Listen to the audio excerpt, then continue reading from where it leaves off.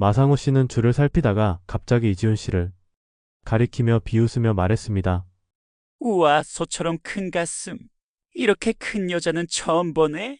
룸사롱에서도 보기 힘든 크기야. 그 순간 나는 충격을 받았습니다. 이지훈 씨의 얼굴이 순간 창백해졌습니다. 그녀는 아무 말도 하지 못한 채 고개를 숙였습니다. 그녀의 표정은 마치 지금이라도 울 것만 같았습니다. 안녕하세요. 사연공방입니다. 저에게는 콤플렉스가 있었습니다. 그 콤플렉스 때문에 항상 위축되었고 자신감을 가지지 못했습니다. 하지만 그런 내가 지금은 조금씩 자신을 좋아하게 되었습니다. 이번에는 내가 어떻게 콤플렉스와 맞서 싸우고 자신감을 가지게 되었는지에 대한 이야기를 해보려 합니다. 태어날 때부터 따라온 빨간 반점. 나는 태어날 때부터 미간에 빨간 반점이 있었습니다. 의학적으로는 단순성 혈관종이라고 불리는 것인데 어릴 때부터 레이저 치료를 받으면 성인이 되기 전에 반점이 흐려지거나 사라질 가능성이 크다고 했습니다. 하지만 우리 집은 가난했습니다. 치료를 위해서는 정기적으로 병원에 다녀야 했지만 부모님은 생계를 위해 쉬지 않고 일하셨고 병원에 갈 시간과 경제적 여유가 없었습니다. 나는 치료를 받을 수 없었고 결국 성인이 되어서도 미간에 빨간 반점은 남아 있었습니다. 만약 이 반점이 팔이나 다리처럼 옷으로 가릴 수 있는 곳에 있었다면 괜찮았을지도 모릅니다. 하지만 미간은 늘 사람들의 시선이 닿는 곳이었고 앞머리로도 가릴 수 없었기에 어릴 때부터 자주 놀림을 받았습니다. 얼굴에 물감을 칠했냐? 기분 나쁘니까 얼굴 좀 가려. 아이들의 말은 잔인했습니다. 처음에는 단순한 장난이라고 생각했지만 그것이 계속되면서 나는 점점 자신을 추한 존재라고 생각하게 되었습니다. 왜 하필 나에게 이런 게 생겼을까? 내가 없애고 싶다고 해서 없앨 수 있는 것도 아닌데. 나는 점점 사람들 앞에서 고개를 숙이게 되었고 사진을 찍을 때마다 일부러 얼굴을 가리거나 뒤로 숨곤 했습니다. 성인이 되어 시작한 치료 하지만 성인이 되어 내가 직접 돈을 벌 수 있게 되면서 레이저 치료를 시작할 수 있었습니다. 병원에서는 나에게 이렇게 말했습니다. 어릴 때부터 꾸준히 치료했으면 더 빨리 효과를 볼 수 있었겠지만 성인이 된 이후 시작하면 치료 속도가 느려지고 완전히 없어지지 않을 수도 있어요. 그 말에 실망했지만 그래도 나는 희망을 가지고 치료를 받기 시작했습니다. 그러나 몇 번의 치료 후에도 큰 변화가 없었습니다.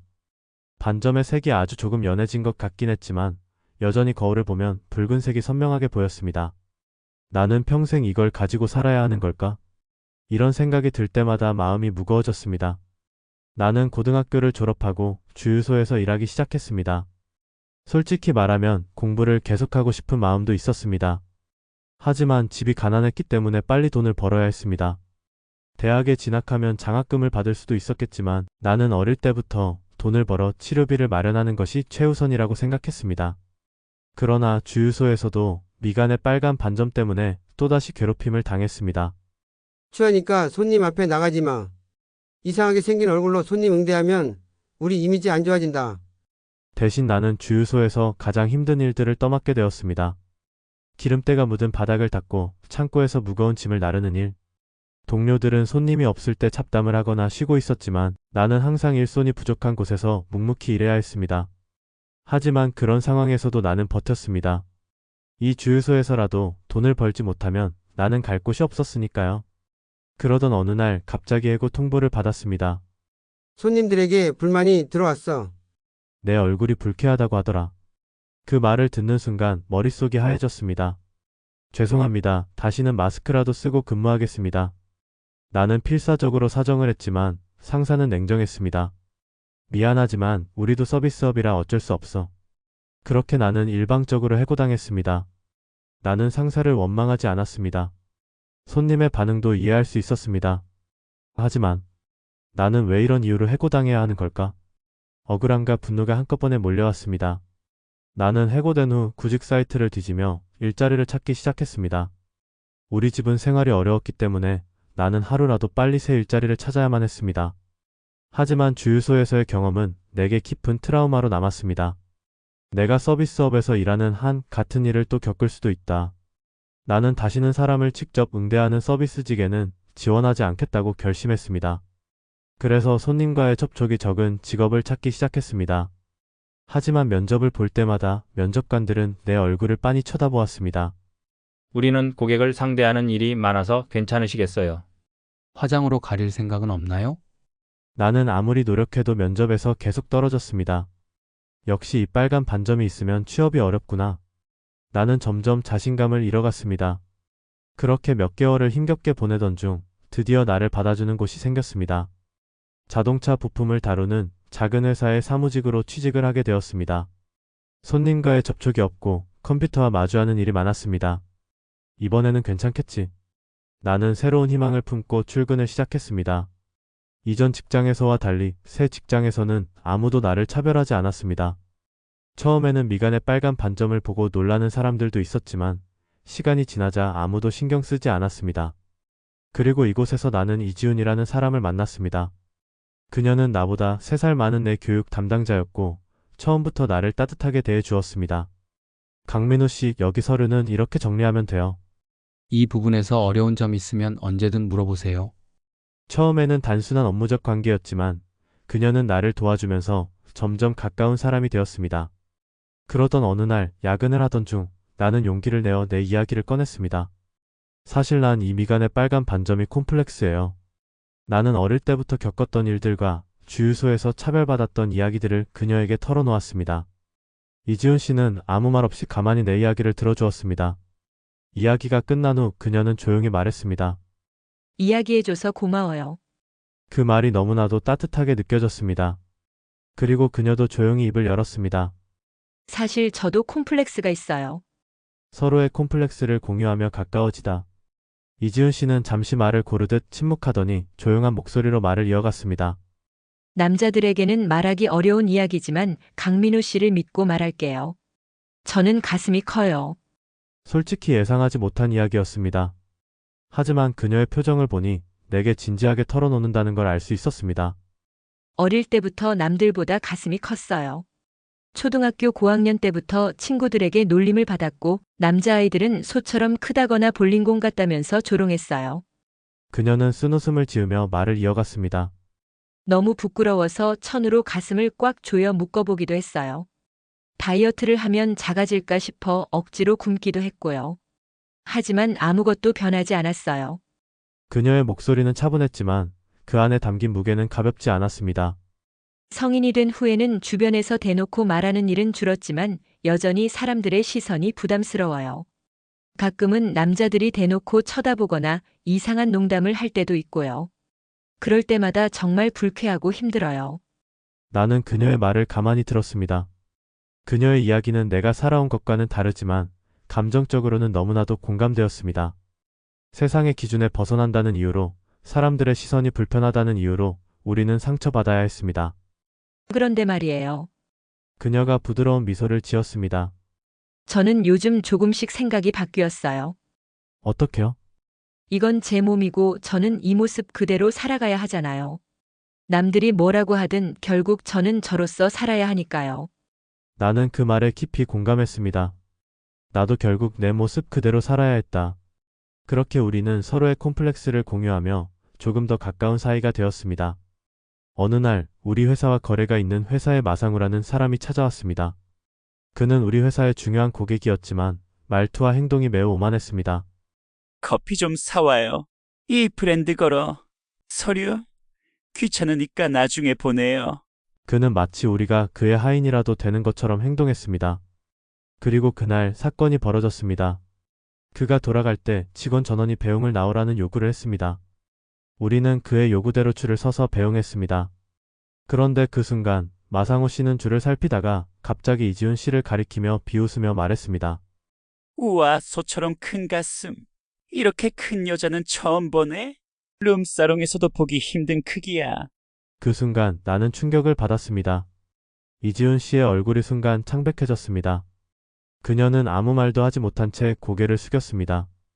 그녀의 표정은 마치 지금이라도 울 것만 같았습니다. 나는 참을 수 없었습니다. 여자에게 그런 말을 해서 부끄럽지 않습니까? 당장 사과하세요. 내가 강하게 말하자 마상우 씨는 기분이 나빠진 듯 얼굴을 붉히며 화를 냈습니다. 너 누구한테 그런 말 하는 거야? 그는 나를 쳐다보다가 갑자기 비웃으며 말했습니다. 아니, 그런데 너 얼굴은 또 뭐야? 미간에 추한 반점이 있네? 나 같으면 밖에 나가지도 못하겠다. 그 순간 나는 온몸이 얼어붙었습니다. 이전의 나였다면 위축되어 아무 말도 못했을지도 모릅니다. 하지만 이번에는 달랐습니다. 나는 이지훈 씨를 봤습니다. 그녀는 여전히 고개를 숙이고 있었습니다. 나는 물러설 수 없었습니다. 제가 뭐라고 욕하셔도 상관없습니다. 하지만 이지훈 씨에게 한 말은 반드시 사과하세요. 어른이 되어서도 말과 행동의 구분도 못하십니까? 내가 강하게 말하자 마상우 씨는 더욱 화를 냈습니다. 너 나한테 뭐라는 거야?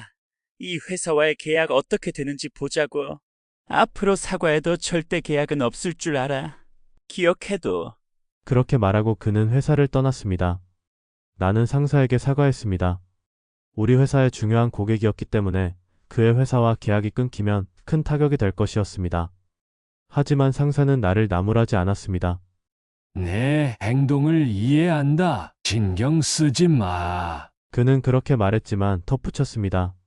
다만 사장님께 보고해야 한다. 꾸지람을 들을 수도 있으니 각오해. 나는 최악의 경우 해고될 수도 있겠다고 생각했습니다.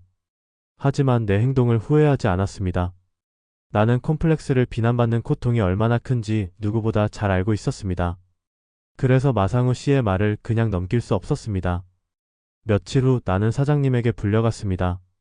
나는 해고될 각오를 하고 사장실로 향했습니다. 그런데 예상치 못한 광경이 펼쳐져 있었습니다. 사장실에는 우리 회사의 사장님 외에도 초로의 남성이 한 명 있었습니다. 그리고 그 옆에는 이지훈 씨가 있었습니다. 사장님이 손짓으로 나를 초로의 남성 앞에 세웠습니다. 나는 혼란스러웠습니다. 그때 초로의 남성이 입을 열었습니다. 딸을 보호해줘서 고맙다고 들었습니다. 정말 고맙습니다. 나는 더욱 혼란스러웠습니다. 그 순간 이지훈 씨가 조용히 말했습니다. 이분이 제 아버지세요. 나는 놀라서 그녀를 바라봤습니다. 그녀의 아버지? 그 순간 모든 퍼즐이 맞춰졌습니다. 이지훈 씨의 아버지는 마상우 씨가 다니는 회사의 사장님이었습니다. 즉, 마상우 씨는 자신의 회사 사장의 딸을 공개적으로 희롱한 것이었습니다. 이지훈 씨는 사건이 있은 후 아버지에게 모든 이야기를 했다고 했습니다. 그녀의 아버지는 나에게 다시 말했습니다. 내 덕분에 내 딸이 많은 사람들 앞에서 비웃음 당하는 걸 막을 수 있었습니다. 정말 감사합니다. 그리고 덧붙였습니다. 이번 일로 마상우의 인격에 큰 문제가 있다는 것도 알게 되었습니다. 내가 직접 교육하겠습니다. 나는 깜짝 놀랐습니다. 얼마 지나지 않아 마상우 씨는 본사에서 쫓겨나 자회사로 발령되었습니다. 그는 혹독한 교육을 받으며 하루하루를 보내고 있다고 들었습니다. 그리고 나는 예상치 못한 큰 변화를 맞이했습니다. 이지훈 씨의 강한 추천으로 나는 그의 회사 프로젝트 담당자가 되었습니다. 사무직으로 시작한 내가 큰 프로젝트를 담당하게 된 것이었습니다. 나는 이지훈 씨의 아버지인 이재석 대표님의 강력한 추천으로 프로젝트 담당자가 되었습니다. 단순히 서류 정리만 하던 사무직에서 벗어나 한 회사의 중요한 프로젝트를 직접 담당하게 된 것이었습니다. 처음에는 걱정이 많았습니다. 과연 내가 잘할 수 있을까? 하지만 이지훈 씨는 그런 나를 믿어주었습니다. 강민우 씨는 충분히 할 수 있어요. 내가 계속 도와줄 테니까 너무 걱정하지 마세요. 그녀의 격려에 나는 마음을 다잡았습니다. 그래, 나는 할 수 있어. 나는 더 이상 도망치지 않을 거야. 처음에는 긴장의 연속이었습니다. 새로 시작한 일은 단순한 문서 업무가 아니었습니다. 나는 직접 거래처와 연락을 주고받고 계약 조건을 검토해야 했으며 자동차 부품 개발 일정까지 관리해야 했습니다. 매일 보고서 작성과 회의 준비에 쫓겼습니다. 늦은 밤까지 남아서 자료를 정리하는 날도 많았고 실수로 중요한 데이터를 빠뜨려 혼이 난 적도 있었습니다. 하지만 나는 포기하지 않았습니다. 강민우 씨, 여기 서류에서 조금 수정할 부분이 있어요. 같이 봐요. 이 부분은 이렇게 정리하면 더 깔끔할 거예요. 한번 확인해 주세요. 이지훈 씨는 바쁜 와중에도 나를 도와주었고 그녀 덕분에 나는 실수를 줄이고 점점 업무에 적응해 나갔습니다. 그리고 몇 개월 후 나는 프로젝트를 성공적으로 마무리하게 되었습니다. 사장님과 팀장님은 내 노력을 인정해 주셨고 나는 정식으로 대외 협력 담당자로 승진하게 되었습니다. 어느 날 사무실에서 업무를 마치고 거울을 봤습니다. 미간에는 여전히 빨간 반점이 있었습니다. 과거의 나였다면 이 반점을 보며 한숨을 쉬고 우울해졌을 것입니다. 하지만 지금의 나는 달랐습니다. 나는 거울을 보며 생각했습니다. 이 반점이 나를 약하게 만들었던 척도 있었지만 결국 나를 강하게 만들었다. 나는 더 이상 반점을 숨기려 하지 않았습니다. 회의실에서 발표할 때도, 새로운 고객을 만날 때도 나는 당당하게 사람들을 마주했습니다. 어떤 사람들은 여전히 내 반점을 보고 홧깃거렸지만 나는 개의치 않았습니다. 이제 나는 내 자신을 받아들일 수 있었으니까요. 이지훈 씨와의 특별한 변화. 나는 여전히 매일 바쁘게 지냈습니다. 하지만 이제는 퇴근 후 가끔씩 이지훈 씨와 커피를 마시며 대화를 나누는 시간이 생겼습니다. 강민우 씨, 요즘 진짜 바쁘죠? 네, 그래도 요즘은 일이 재밌어요. 예전에는 상상도 못했을 텐데요. 그렇다면 다행이에요. 그리고 강민우 씨 요즘 자신감도 많이 생긴 것 같아요. 그녀의 말에 나는 웃었습니다. 그렇죠?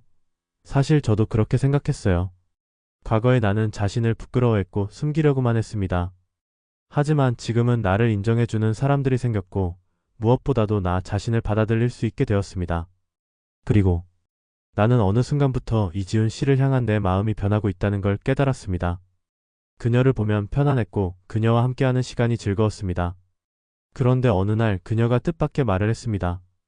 강민우 씨, 혹시 이번 주말에 시간 있어요? 나는 당황했지만 바로 대답했습니다.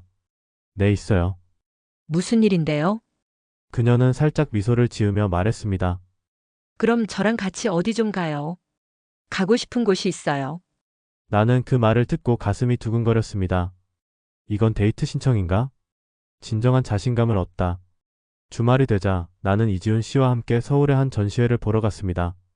그곳에서 우리는 오래된 그림과 예술작품을 감상하며 이야기를 나누었습니다. 그녀는 그림을 보며 말했습니다. 이 그림, 얼룩이 많죠? 그런데 그게 오히려 독특한 매력이 되는 것 같아요. 나는 그림을 가만히 바라보다가 그녀의 말을 되새겼습니다. 혹시 저한테 하는 말인가요? 그녀는 웃으며 고개를 끄덕였습니다. 맞아요. 강민우 씨도 그래요. 미간의 반점이 강민우 씨만의 특별한 매력이 될 수도 있잖아요. 나는 그 말을 듣고 가슴이 따뜻해졌습니다.